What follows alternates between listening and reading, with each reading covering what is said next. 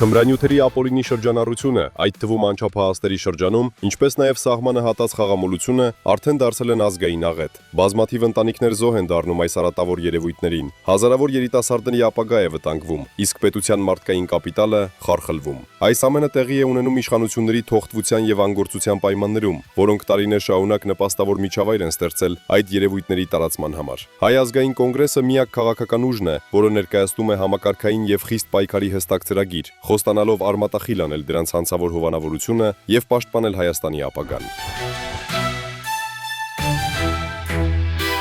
Այսօր ուզում եմ խոսել այնպիսի ողբերգական երևույթների մասին, ինչպիսիք են թմրամոլությունը եւ խաղամոլությունը։ Դրանք ուղղակի աղետալի ծավալ են ձեռք բերել մեր երկրում եւ բառից բուն իմաստով կործանում են մարդկանց ճակատագրերը, կյանքերն ու առողջությունը, հատկապես թիրախավորելով մեր ապագան, երիտասարդներին եւ դպրոցականներին։ Հազարավոր մարդիկ սնանկանում են, հիվանդանում, դժբախտանում։ Ուսումնասիրությունը ցույց է տալիս, որ մեր ժողովրդի ողնաշարը ջարդող այս երևույթների հետևում կանգնած է հենց այսօրվա իշխանությունը։ Հենց Նիկոլ Փաշինյանի իշխանության օրոք սկսվեց թմրամոլության եւ խաղամոլության թռիչքաձև աճը։ Նրա կառավարման 8 տարիների ընթացքում թմրամիջոցների եւ թմրամոլների քանակը աճեց տարբեր գնահատականներով 5-ից 8 անգամ, իսկ խաղադրույքների տարեկան ծավալը 21 անգամ։ Նիկոլ Փաշինյանի թողտվությամբ այդ գործը հովանավորում է անձամբ Ալեն Սիմոնյանը, որը այլ ՔՊԱ-ականների հետ միասին առցանց կազինոների տերերի հաշվին տժժում է Հունաստանի կուրորտներում։ Իսկ հետո կազինոների գործունեության համար բարենպաստ օրենսդրություն ընդունում,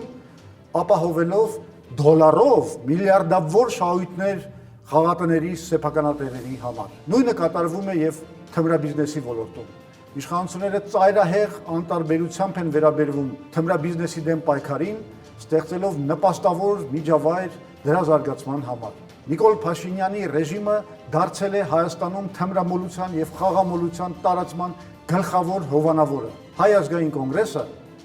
միակն է ընտրությանը մասնակցող ուժերից, որ մշակել է այս երևույթների դեմ պայքարի համապարփակ ծրագիր եւ իշխանության գալու պարագայում խոստանում է արմատախիլ անել այդ արատավոր երևույթները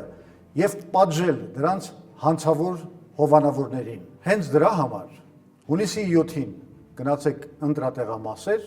եւ քվեարկեք Հայ ազգային կոնգրեսի օգտին համար 10։